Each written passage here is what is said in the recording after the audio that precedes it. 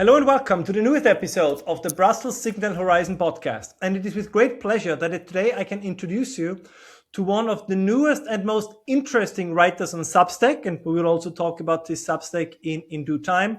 A great commentator both on geopolitics and especially German economic policy. And as we all know, if Germany catches a cold, then Europe gets the flu. So I think it is always a good time to talk about what's going on there.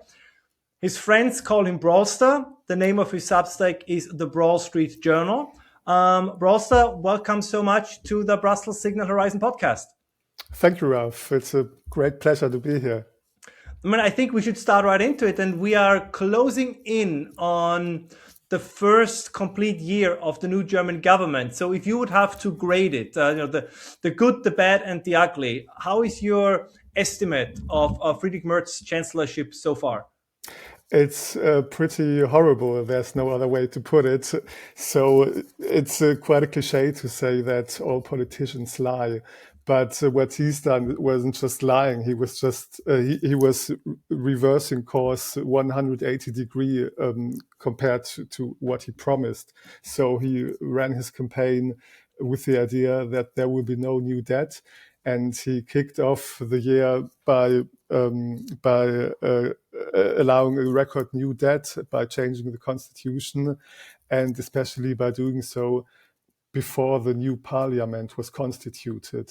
So that was legally possible, even though it's entirely undemocratic to change the constitution before the newly elected parliament could constitute, which with those majority, that majority wouldn't have been possible at that point. So he broke his biggest campaign promise. He did the exact opposite. And you get the impression that he just wants to be chancellor. He doesn't want to really change the course, the disastrous course the country is heading to. And he's now completely by the throat. The left-center SPD coalition partner, they can block whatever they don't want, and he can't afford to have this government blown up, to have another snap election, because that would be disastrous. He would never be elected again as chancellor. And in the beginning, before the election, you would have thought, well, he was with BlackRock and he must have some economic and business competency, and it can't get any worse than the prior years. But yeah, he's proven that totally wrong. And just recently, for example, he said the nuclear phase out was a strategic mistake, but he's doing nothing about it. And that tells you everything. He likes to give nice speeches, but there isn't anything he can actually do. But wouldn't the optimist say that this is a good sign, that at least finally he's saying openly that exiting nuclear power was a mistake, that there is too much bureaucracy? So let me ask you differently. Do you think the main problem in Germany is a problem of the executive branch to actually do something? Or do you think it is a matter of will? Because I think this is all over, I would even say over the West, a little bit the debate that's currently going on. Is the reason why course correction appears to be so difficult because many leaders pretend that they want to change course, but truly they don't want to? Or is it because they actually would like to, but and we can then discuss the reasons if there are any, that they would like to, but they can't? Or maybe it's in the middle. What do you think is the main reason? I think you have to look at the personal incentives. For example, the vice chancellor Lars Klingbeil, he hasn't had a government position for. So this one is his first government position. So he needs to stay in office for 2 years to collect his vice chancellor pension eventually. And these kinds of incentives, they make them so prone to on the one hand collect their own checks, on the other hand to stay loyal to lobby groups that support their public image. And I assume that Merz, in theory, he would like to do the right thing, but he can't. So his space to maneuver is so small that the entire political class and also the mainstream media and the publicly financed media, they are ideologically so aligned to keep pursuing the path the country is on, that that the politicians in power, I believe, they're too afraid to lose their jobs if they riot against this narrative. So it's a little bit like like an elite that is mostly terrified of losing their position. Yeah, I think that's a fair description. Now, you are a very prolific writer on Substack. Maybe before we talk about what you're writing about, tell us a little bit what made you become a Substacker in the first place. Because I think that there must be some incentive, something must have happened that you said, okay, I have to sit down and write about things. I have to write about what's going wrong, about how things could be differently, or what people are generally overlooking. What was your motivation? And maybe also tell us a little bit about what have your most recent pieces been about? So my background is in big law and government, and I hold a PhD in international economic law. So I've seen how policy gets made and how it backfires. And for a while now, I've been noticing that there's this gap in the market for a gender-free analysis of Europe's economic policies, and how devoid of talking about second-order effects most media reporting is. So I figured filling this market gap could be a worthwhile thing to do.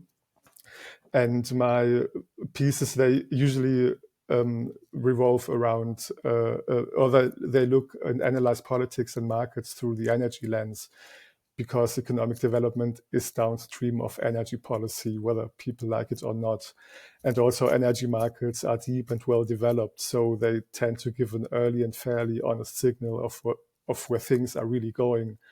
So my most recent piece, Gas Without Slack, talked about the gas storage situation in Europe and especially in Germany, and how the LNG import dependency that Europe has in relation to the US gives Trump this excellent lever to push through whatever policy goals he has in mind. And this last week, it showed up with the Greenland issue.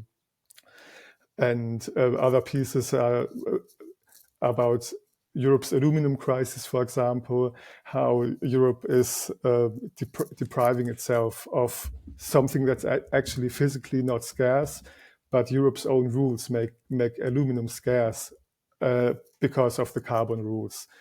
And maybe talk about that a little bit more, because this is one of these areas everybody talks about: gas, right, and oil and coal. But I think there are all these areas that the general listener, the generally interested public knows very little about. So aluminum, for example, walk us through a little bit the situation with aluminum in Europe. So the situation with aluminum, you have to know that aluminum is one of the most energy expensive materials to make. You need tons of electricity, and this caused most aluminum smelters in the EU to shut down because they couldn't compete on the world market against these prices. Now, next year, importers will have to pay a carbon tax on aluminum that wasn't made with green energy. So it will make aluminum more expensive for importers, and it will make things made from aluminum more expensive. And at the same time, it will kill off the rest of the aluminum smelters that are still left in Europe. And the irony is that the entire energy transition will require such a big grid extension that this will drive up aluminum demand, because a standard high voltage transmission cable per route kilometer, it requires 2 to 3 tons of aluminum. So you have this paradoxical situation where on the one hand you need more aluminum, on the other hand you set up rules that cap the supply and make it so expensive. I mean, this is something I wanted to talk with you about in more general terms. Now, there is this like you have all these announcements. I think that's a better way to put it. You have all these announcements by Ursula von der Leyen. I know we are from the European Commission. We're gonna exit Russian gas completely by 2027. We're gonna rearm. The first the rearm initiative. I think then they now renamed it into the Get Ready initiative or something thereabouts. And we're gonna ramp up ammunitions production. So all these very ambitious goals. But if you look at this through the lens of energy and industry, how big do you think is the gap between the rhetoric and the reality when it comes to all these announcements? It's really big. As I said earlier, the economic development is downstream of energy policy. And if you look at the military power of a country, this depends on economic development. So as European industry decreases and plants shut down, how do you want to build up a credible defense industry? So you do have a couple of players like Rheinmetall that do well, but you have to look at the entire value chain. So let's take explosives. They are the one basic input to make explosives is ammonia. And to produce ammonia, you need natural gas. So during the natural gas crisis, during the price spikes, a lot of these plants in Europe were shut down. And now guess who's the biggest ammonia importer or exporter who delivers ammonia into Europe? That's Russia. So that situation is entirely crazy. So Europe substituted Russian gas with Russian ammonia. And now it's not just paying for Russian energy, it's also paying Russia to do the processing. And there's no talks about phasing out Russian ammonia, and ammonia is also the basic feedstock for fertilizer. And the mere fact that these people in Brussels don't address these nitty-gritty supply chain issues, they, in my opinion, demonstrate that they can't be serious about rearming or propping up the defense industry, because they're opening up new vulnerabilities that no serious strategic thinker would leave open like this. Do you think they know that? I mean, this is always one of the questions I have, and I know you have mentioned this and talked about this also in your writings, and we have a shared friend like the team of Doomberg. They've been written about this for a very long time. But do you think is it malice or is it incompetence? Is it simply that they do not know how supply chains work, how the energy infrastructure ultimately is the basis for rearmament? This is always my key question. Is it a conspiracy or is it just incompetence? Yeah, it's a good question, because I'm also undecided. I think it's a mix of both. On the one hand, these people, they do have consultants, and they can pay lots of money to write all kinds of reports and analysis that show them how to actually think about these things. So they do what's opportune for them in the moment. And since the fallout of these policies will only show in 10, maybe 20 years from now, or maybe earlier, but they won't show up in the next 6 months, at least not as directly. That's why they do what's easy to do now, what's opportune. And maybe then it's also easy to ignore the complicated supply chain stuff and not to care too deeply about it. And so, if you will, it's some kind of mix. It's incompetency because they prefer to ignore that stuff because it's uncomfortable, and malice in the sense that they do whatever keeps them in their seat right now, and what's happening after them, that's for someone else to care. But isn't it also, when we look something that was all over the news recently, the mother of all deals, as Ursula von der Leyen, the president of the European Commission, called it, this new deal with this trade deal with India. I mean, the devil is always in the details, right? So one has to be careful not to interpret things that are not there. I think there is not a lot about resources and raw materials in it. But nonetheless, right, the idea is that this will create one of the largest economic free trade areas in the world. But isn't it odd that we are basically now saying European companies can no longer produce goods using imports from Russia, particularly energy, but what they can do now, instead of producing in Europe, they can buy the stuff that is then being produced in India with Russian energy and probably cheaper. I mean, do you think this is just yet another brick in the wall of insanity that the European Union has erected? Yeah, absolutely. If you look at the situation that both Europe and India are energy importers, then this shows you that this coalition of the weak, if you will, it won't change anything. It's just nice optics.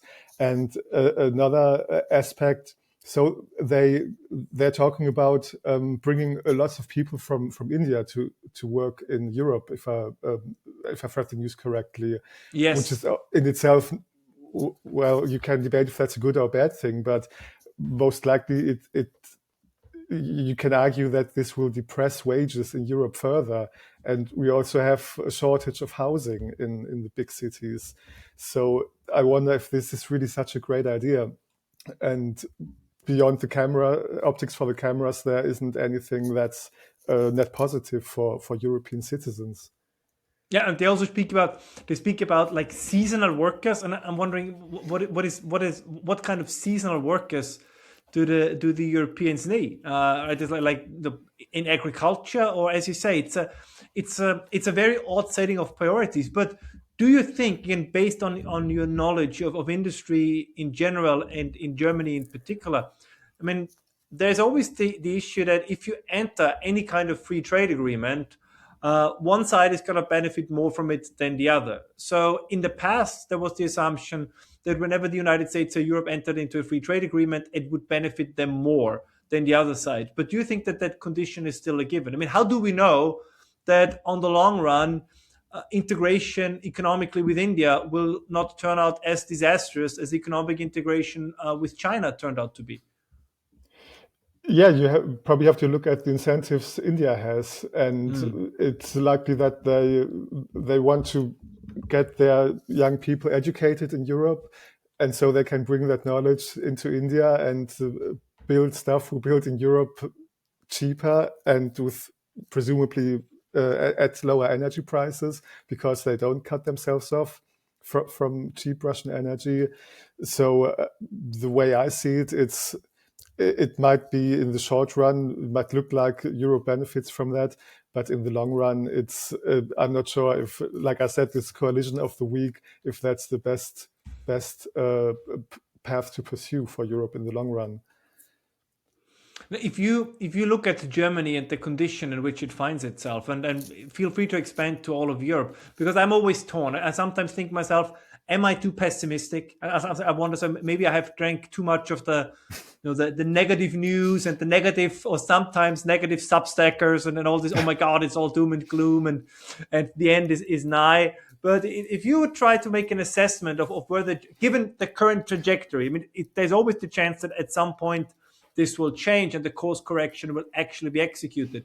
But given the current trajectory, kind of where do you see the biggest problems? If you would be the European Commission president or the German Chancellor for a week or a month, I mean, what would be your list of priorities? I mean, not everything can be done all at once, but if you would say, okay, here are the things, here are the executive orders, if we would imagine something like that would exist, that you would issue in order to address the most pressing problems. The first thing I would do is to phase out renewable energy subsidies, at least completely. Yeah, I mean the ones that are currently running, you do have to honor them. After all, it's a basic pillar of the rule of law that you can't just cancel a promise that you've made. So, and what we could talk about would be to subsidize not installed capacity, but system stability. So this whole benchmark of you just need to increase capacity and then everything will be fine, cost will go down. We've tried that experiment for 25 years now and it hasn't worked. So to keep pursuing this path as they want to do in the North Sea with that I think 100 gigawatts offshore wind capacity that was just announced a few days, it's just baffling to keep pushing for this path, knowing that it only will increase prices. So the system costs went up exponentially. I wrote a piece on that last year, a breaking point, and wrote that wind and solar capacity in Germany has doubled between 2013 and 2024. But the grid interventions, the price for these, they didn't just double, they went up 16-fold. So that system gets so complex and so huge that the fuel costs, you can just ignore them because the rest is so expensive. Whatever fuel savings you have, they are negligible. So since you're on this, and I think you actually put even a graph up on this issue, is Germany now producing more, less, or the same amount of electricity than it did in 2017 or in 2000? So the graph I put up, it's European-wide, but I think it also applies to Germany. So Germany produces the same or maybe even a little less electricity than it did before that massive build-out. So you have these exponential curves, how solar especially went up, and the system output remains stagnant. Now you could say, yeah, that's because we've shut down we've shut down coal plants, but also nuclear. And with regards to coal, that it's true that in the last 10 years, the coal consumption across Europe almost halved. But you have to ask yourself a question: those 1 trillion in renewable subsidies that were spent during that time, might that money have been better spent on something else? Because you just replaced one system for another at 1 trillion of the cost, and you didn't increase the output. And with all the talk about electrification, like heat pumps and EVs, how do you want to do that if even this exponential build out didn't lead to more electricity available? So it's just a huge waste of capital, and also a wealth distribution scheme from ratepayers to green tech companies. So that's why, if I were Chancellor, I would get rid of these subsidies as fast as possible. Would you permit fracking in Germany? Would you think that the fracking ban introduced by Angela Merkel in 2017 was a mistake? Would you reverse that policy? Yeah, at least it's interesting because I'm working on a piece right now with regards to the potential Europe has to drill for its own natural gas. And in 2012, when Exxon was very optimistic about gas drilling in Germany, they said maybe fracking isn't even required. There was a 50% chance that some of these reserves could be tapped into without fracking. So in this piece, I plan to talk about the incentive structures that need to change to make gas exploration and development in Europe and Germany attractive. And one of the aspects is that the communities or the people that might be affected from the downsides, they must also benefit from the upsides.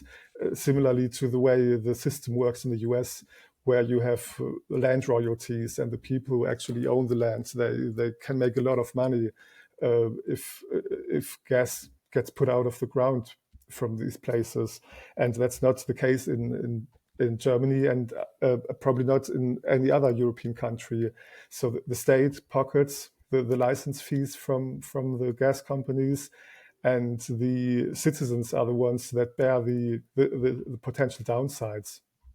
So it's at least one area that should be explored. Do you think that there is a change in attitude among the German public? Because I think one has to admit that for a very long time, whether it was nuclear energy or I think the same with general the exploration of fossil fuels, I mean, it was not just a I mean, this is a harsh thing to say, but I believe we have to say it. And because in Austria it's the same thing. This was not just the incompetence, if you will, of the politicians. It was also public opinion and pressure from the public. I mean, the let's say disproportional influence of the Greens in Germany was not, at least, I mean, they never got more than I think 15-16%, but nonetheless, their policy proposals were popular across the board. I mean, the exit from nuclear power the exit from even considering exploring and exploiting gas reserves in Germany. I mean, this was done under Angela Merkel, so this was not under a green government. So do you think it is fair to say that some share of the blame has also to be shouldered by the voters? Yes, absolutely. It's what the Greens did really well was to get the upper hand in the cultural hegemony, the Gramsci approach that Italian Marxist Gramsci described, where you implant the ideas in their heads first, and then the power will follow. And so just look at the books that students in schools get to read. There's one book, I think it's called The Cloud in English, which is about the nuclear fallout. So in a way, you indoctrinate school children how horrible nuclear power is. And this leaves a mark. And most people don't have the time or maybe the interest to care about energy policy enough and to think and talk about the trade-offs that are always taking place regardless of the power generation you use. And they just jump to the easiest conclusion, or the ones that feel right in the current environment. And that's why you get these voters' outcomes. It's not like people are stupid or that they are all ideologically driven, but they just snap to the opinion, to today's dominant opinion that's most comfortable to adhere to. So it's a little bit of you go along to get along kind of attitude. You don't want to rock the boat. You don't want to be ostracized and no longer be invited to the cocktail parties or something like that. Yeah, it's a good way to put it. Exactly. But then the positive aspect about this is that you can also change course. You can persuade people that that what they're thinking might not be correct, and if these convictions aren't held very strongly, and I believe most people don't hold these convictions too strongly, then you can change them. 20 years when Fukushima happened, I wasn't that deep into energy policy, and I just found it weird how Merkel from one day to the next decided Germany needs to phase out nuclear power because what did change in Germany just because of Fukushima? Nothing. I just found it weird, but I didn't care too deeply about that stuff, and I think most people don't care too deeply about this, and that's why there's a strong minority in the from the Green Corner that hijacks such important topics and steers them into directions they want them to be in. Yeah, I think that's a very, very good point. Now the question then always is, as you said, it's possible to create the conditions so a course correction takes place. But the most uncomfortable question, of course, I have to ask is, do you think that there is still enough time?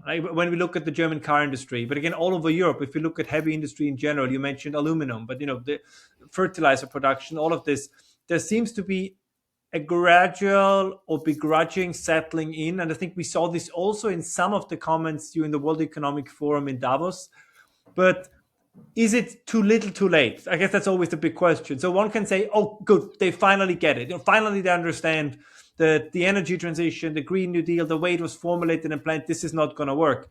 But first of all, you still have probably very strong entrenched interests, whether it's NGOs, lobby groups, and of course, like all these companies that invested a lot of money in green energy in the hopes that they will get taxpayer money, either directly or indirectly, for the years to come. So not everybody will, even if they would know better, jump on board of a course correction. And the other question is, once industry leaves, right, once production goes elsewhere, this is what also the United States are experiencing right now, it is very difficult to bring it back. So is it a glass half full, half empty situation, or is it, is the glass half full or is the glass half empty? It's a good question, and that's what worries me the most, the time horizon aspect. And I think the chances are 50-50. So the way things are progressing right now, I tend to say it's too late.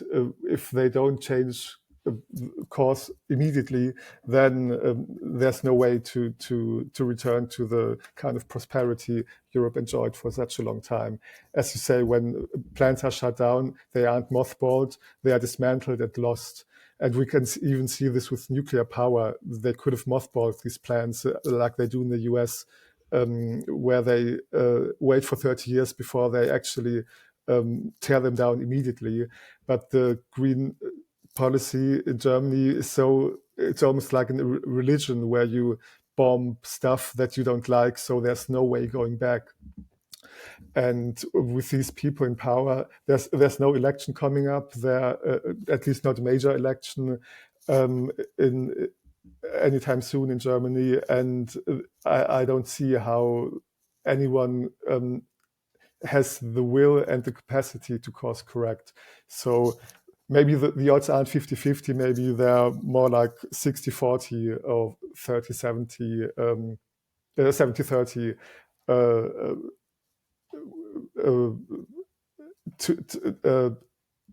With regards to Europe not being able to get its strength back. I mean, I know you're more an economic commentator in the economic realm, but if you, for a second, indulge me regarding your political views, I mean, what would that mean politically for Germany? I mean, do you think people will just lay down and take it, that they will just say, all right, we were used to a certain level of prosperity. We were, of course, also used to a certain level of recognition in the world, right? I mean, there was pride in German engineering, in the Export-Weltmeister, right? The export world champion. So there was this idea that the German reputation of being, punctual, innovative, and all of this. I mean, I guess it's even psychologically for a population not easy to lose all of this. So what do you not predict? But what do you think could be the political fallout from all of this? And again, immediately I'm not saying that whatever your answer is that you wish for this, but what are you anticipating that is possible? Yeah, Germans are not really known to go on the streets and to play revolution. So in any other country, you might think that somehow tries to topple the government, but I'm not sure this is going to happen in Germany. And it's a boiling frog in the hot water situation where people won't notice how bad it's actually is before it's too late. And people who do notice and do have the capacity to build a life for themselves and to do something productive, they are more incentivized to actually leave the country. And that leaves the people who can't work or who don't want to work. And this will just, I assume, will increase social tensions across the entire country, distribution conflicts. You chip away at the foundations of the prosperity. You tax inheritances. You tax the remaining wealth, and it's a slow motion suicide in my opinion. And it really pains me to see this happening. Yeah, I always wish that one could end the conversation about Germany on a high note. But on the other hand, there are people like you who are really trying to put their voice out there and wake up people to what's going on and what could happen. Now, maybe share with us, what are you currently, you already mentioned a little bit, but what are you currently working on? What are you about to focus in the upcoming weeks and months in your work? There's still a lot of energy topics to talk about. Like I said earlier, the question if Europe could actually start drilling for its own gas supply. And then the entire, as Trump calls it, the green scam or the green new scam, whatever. So yeah, you have news about new technology filling up those inefficiency gaps. And so I think there's some potential for new pieces in that area. Where can people that look for your work, where can they find you? What's the easiest way to find your writings and your commentary? My writing is all on Substack, and you can find it at www.thebrawlstreetjournal.com. All right, we also put the link, of course, in the description of this video. Ladies and gentlemen, the Brawl Street Journal, thank you so much for coming on. I'm looking forward to doing this again in the future, hopefully at some point in the not too far away future, we can talk in a more uplifting and positive way about the conditions and the situation in Germany. Until then, all the best. Good luck with your Substack. I can highly recommend it. Everybody, look it up. Take out the subscription. It's absolutely worth it. I know you have also been at a couple of other podcasts in the past. You also post those on your Substack. You're also on X. For those who want to get maybe some quick updates, highly recommend it. We'll put the link in the description. Thank you very much, and I hope we get the chance to talk again soon. Thanks for having me. It was great fun. Would love to do it again.